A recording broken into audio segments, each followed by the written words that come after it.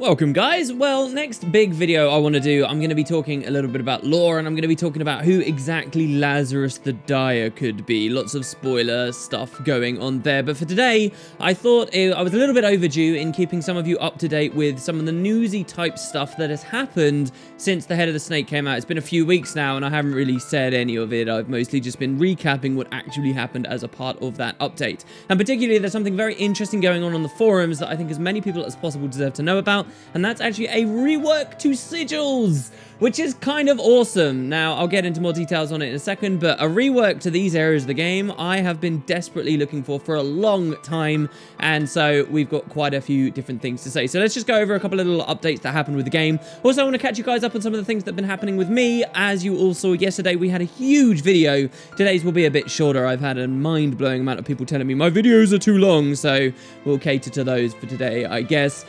We had a big video yesterday on Zero to Hero, but now that that is done, we're actually looking to replace that series on the streams with something else, which I'm also fairly excited about that we'll get into. So, let's talk about some of the little things that changed very, very recently. First, the gem store did have an update last week. You guys know me, I don't cover this stuff too much, but I have to point out this ridiculous Raven glider.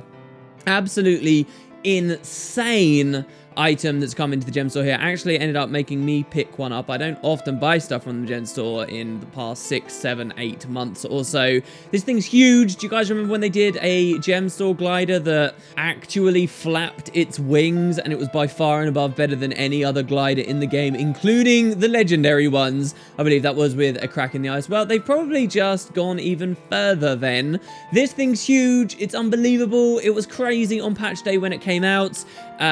Depending on how you feel about the game's aesthetic and how flashy items are, you might really love this thing or really hate it. But this goes even further in the, yes, it flaps its wings, but also apparently if you get attacked, hopefully I've got some footage of this, if you get attacked while gliding with it, the Raven actually has animations to move and things. Really, really wild. So, yeah, more gem store stuff's been going on. A big thing that I want to pick out, though, is there was a little bit of an addendum to the skill balance patch that we had. In fact, there have been a lot of little tweaks to the implementation of various things, but specifically I want to talk about Epidemic. So there is a bit of a story here, and for those of you who aren't playing the game at the moment, I'm going to explain this whole story about this skill because it's really quite a special thing.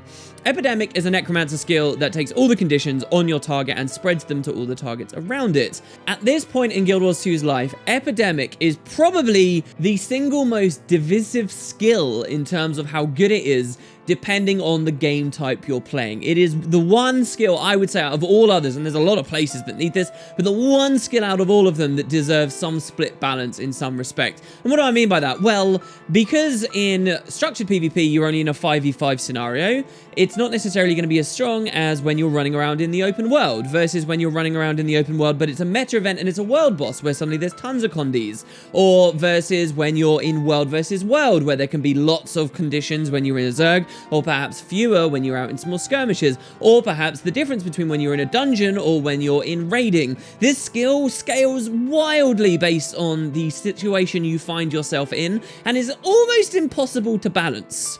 So, a lot of necromancers have been scared in the raiding scene specifically about Epidemic having a nerf, because realistically speaking, it's only through bouncing epidemics that necromancers these days can get kind of competitive boss damage numbers outside of their cleave. Epidemic holds necros into the raiding scene, but at the same time, this thing is wildly overpowered in world versus world. Let me explain to you what happens with Epi here. Obviously, the balance of conditions running through your Zerg is very important to maintain. One of the main ways that Zergs in World versus World have been keeping to grips with their total amount of conditions is using Revenants. So Revenants can use Malix. They have a skill which pulls all of the conditions on their allies into them, and then also gives them resistance, which allows them to survive through it. So Revenants kind of have an opposite of Epi. They pull all the condies onto themselves, and then the Necros are trying to spread them all over the place.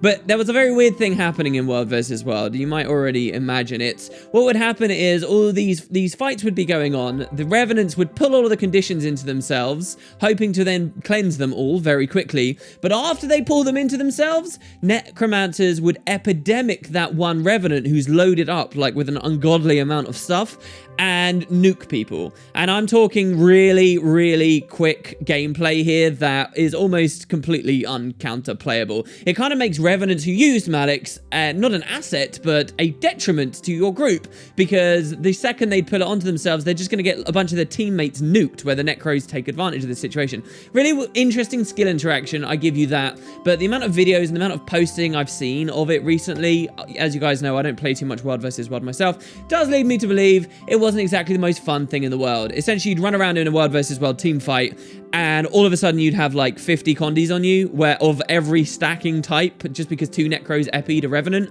and in half a second you'd die. That was it, really. You just die. Just straight away. There's no counterplay. There's no quick cleansing. There's no dodging it. There's no tails. It's just you die randomly. And, you know, this is frustrating to play with. This is understandably something World vs. World has wanted to be nerfed. So this did finally happen. There was an update. The story has come to its conclusion. I think the devs nerfed it in a very cool way. Number one, it's an example of split balancing. The change only affects World vs. World, so it hasn't affected the raiding scenario, and it hasn't affected PvP or anywhere else, but raiding is the main one people were scared of. That's huge. Necros have been so scared for so long that their Epidemic would get like the Signet of Inspiration treatment that Mesmer got a while ago, and ArenaNet would like be very haphazard with this change. They've actually not been, and I think that finally that's laid to rest, that Necros in PvE don't have to be scared anymore. But what they did in World vs. World was even quite smart as well. Basically, you can just no longer Epidemic won't work on a target with resistance. Resistance is a boon that's supposed to make conditions no longer a threat, not an even bigger threat.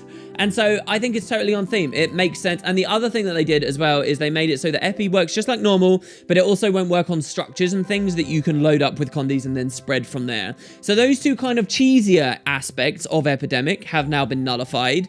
And hopefully that's rounded out a bit more of the World vs. World's gameplay. As you guys know, I rely on you in the comments right now to keep me apprised of the goings on in World vs. World, but that seems really cool.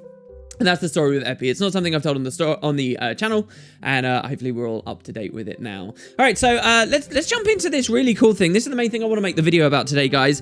I want to talk about the Sigil rework. So, yeah, if you guys remember, maybe 2.5 years ago, maybe even 3 years ago now, ArenaNet finally did a big pass at the runes in the game and the sigils at the same time, if I'm correct, where they standardized them. Those of you who are maybe newer to Guild Wars 2, you might not realize the runes were so weirdly implemented way back in 2012, and for the first couple of years of this game being out, they were so inconsistent in the numbers that they gave and what perks you got at what tiers. It was ridiculous. They standardized a lot of it. It did make a lot of the runes a lot more uniform back then, but that was a long time ago, and we've been settled in the same old runes the whole time. I want another rune overhaul, and I really enjoyed the old one that they did. I think it's time for more. Well, we're at least getting a sigil one. Now, the thing that's going to disappoint most of you listening to me right now is that this is only going through for PvP at the moment. But I do want to talk about that. Don't turn off your brains to this, because what you might not realize is that once this goes through in PvP, there's a good chance that they might then standardize into the other types of areas of the game as well. We've seen that happen through a lot of the balance. When you take like skill balance, ArenaNet test out the new power of a certain ability in PvP and only PvP, and then they just add it to the other game types later on. We saw that recently, say with Elementalist Scepter, right? That got buffed in PvP 2 patches ago, and then it got unified in this most recent patch. So you should care, even if you only do one area of the game, like World vs. World or PvE, anywhere in there, you should care about what they're doing here, because there's a chance it might end up crossing the boundaries. And so it is a pretty sizable thing that they've done here. They've removed a ton of the sigils. So that might trigger you there. You might be like, damn it, they've got rid of even more options. This is even less build making. I was talking to Boots about this, actually, a guy I do the series with on his channel, Boots Bad Build, and he was pretty disappointed with this. I kind of take the adverse stance. I look at this as very similar to the Elite Specialization update that occurred shortly before Heart of Thorns, or just the Specialization update, I should say, where we did get a lot less options for our builds, but so many more viable ones that, realistically speaking, the build diversity went way up at Heart of Thorns. You won't find any informed player of Guild Wars 2 who argues otherwise. There is a lot more opportunity in Guild Wars 2 of PvE of today than before they did that update. And I kind of view the Sigil rework as a similar thing. So what if we had tons of Sigils in the game today? If you were to go into PvP right now at the time of the posting of this video, most of those Sigils are crap and would never be ran. Increased duration of chill by 20%, come on, it's full of arbitrary stuff. The actually good pool of Sigils that is known to people is very, very small. And I've always believed that Sigils should be more of a tech choice, something that you can actually swap based on what you're seeing your opponent's comp is. And this new update seems to actually push in that direction. So let's have a look at a couple of them. Like I say, tons of them are gone, right? So like the Sigil of Force, a flat 5% damage at all times. That's actually gone now. As for other sigils that give you 5%, but they have specific scenarios in order to trigger their effects. And so it looks like the devs have got a couple of goals here.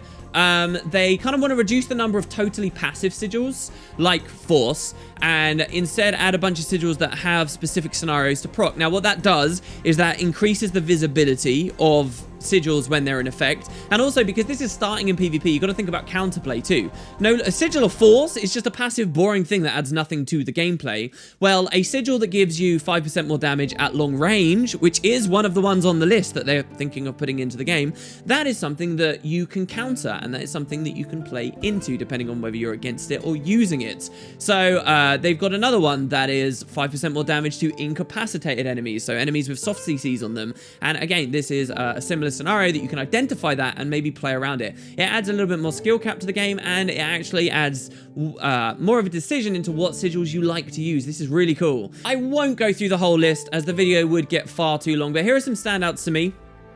They've got some damage increasing sigils that do 1% more damage per boon on your target and 1% more damage per condition on your target. So I don't want to talk so much about the condition damage one, but the boon one I really like. One of the biggest criticisms people have had of the game since Heart of Thorns, since a lot of the power creep, is there's way too much boon spam, and certainly I have felt that. When I was really trying quite hard in Season 5, this was definitely something I was very much aware of. I think that boons and conditions, both of them have got to ridiculous, unreadable levels, and so adding things to the game that actually punish too much boom spam, I quite like. And so Warriors have had a trait very similar to this, Destruction of the Empowered, for a long time, that I think they've been forced not to be able to run too comfortably. But a Sigil, I can actually see this being quite handy. Maybe the tuning needs to change, as on a lot of them, but the core idea of this Sigil, I'm totally in line with, really like. Another really interesting one on that boon idea is the Sigil of Nullification, I think they're calling it.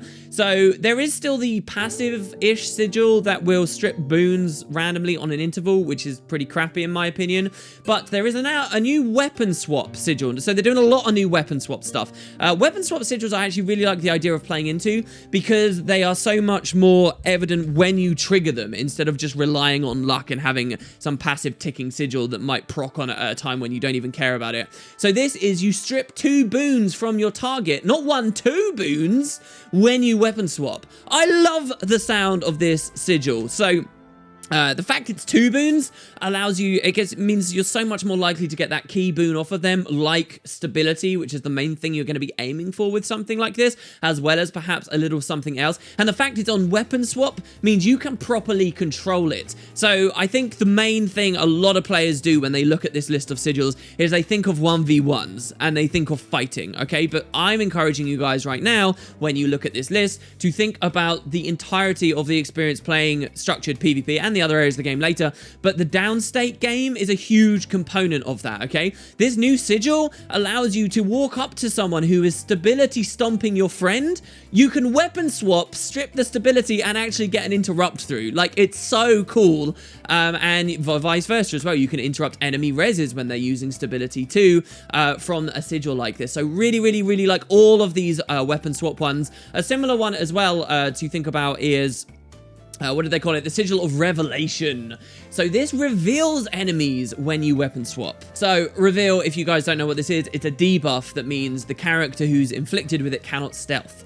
This sigil only inflicts 1/4 of a second of reveal. So you might think, oh, the Sigil of Revelation's crap. What you have to understand is this breaks someone out of stealth. It's not so long about the reveal duration, it's the fact that you can break them out of stealth in the first place and force them to re-stealth, mess up perhaps their positional advantage that they're gaining on you. But But again, I want you to think about the down state, okay? A very common thing. People don't really run Shadow Refuge very much anymore. This would be very strong against that too. But good thieves will often blink over to a downstate ally, and they'll like blinding powder, stealthing themselves and the body, and go for a quick res. Now you can actually take this sigil as a tech choice when you see a good thief is doing that against you.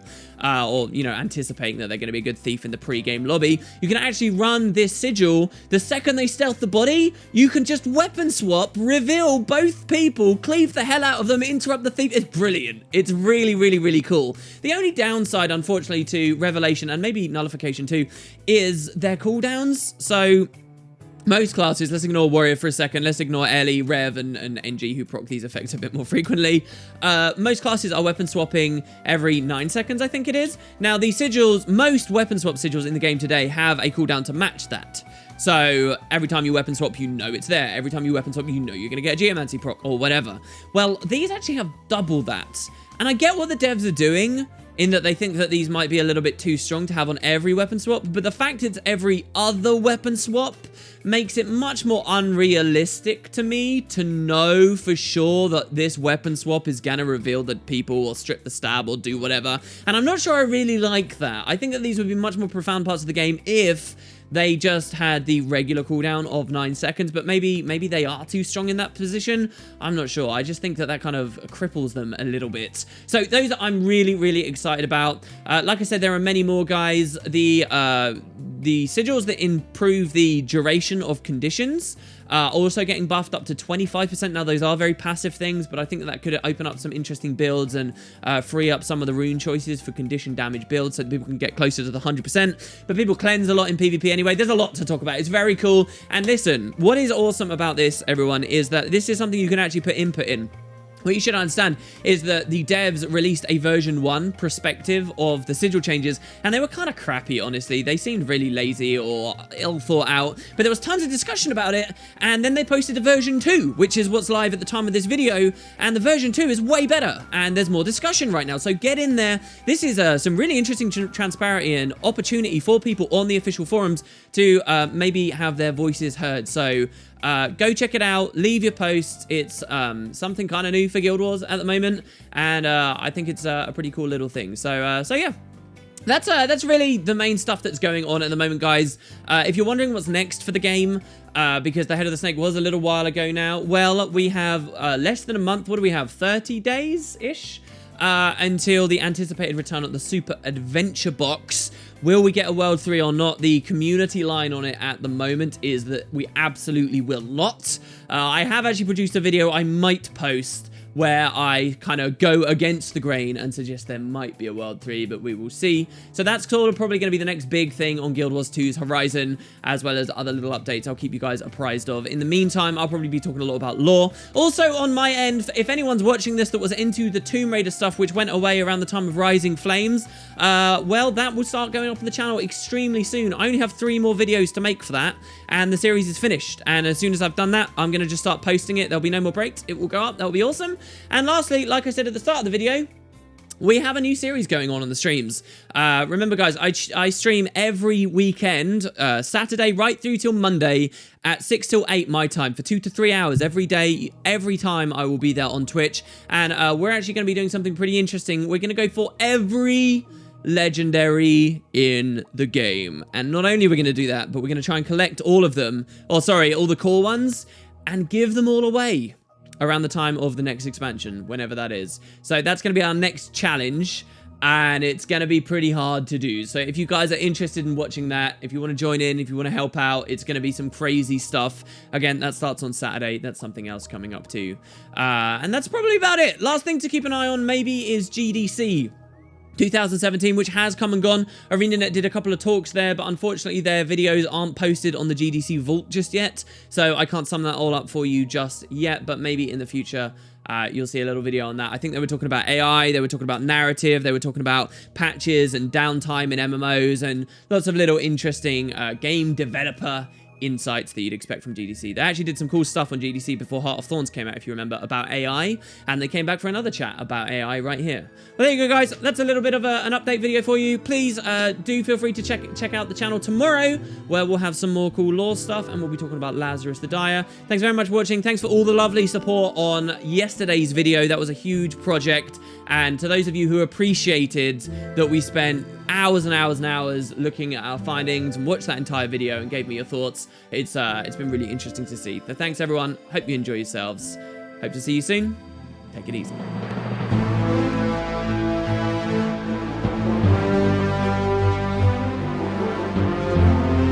Successfully paid his debt to the Lucky Horseshoe, he was eventually fingered by one of his victims and tried as a thief. His punishment was exile from the kingdom of Kryta. The local authorities blindfolded him and rode him out 3 full weeks before leaving him to fend for himself. Alone, broke and lost, Saul wandered through a dense forest for several days, surviving on only roots and berries. On the 4th day, delirious with hunger, Saul emerged from the trees to see what he thought was a hallucination. A city of massive towers reaching into the heavens. The architecture was astounding, and the creatures who lived here were unlike any he had ever seen. Walking down into their city, Saul got a closer look at the denizens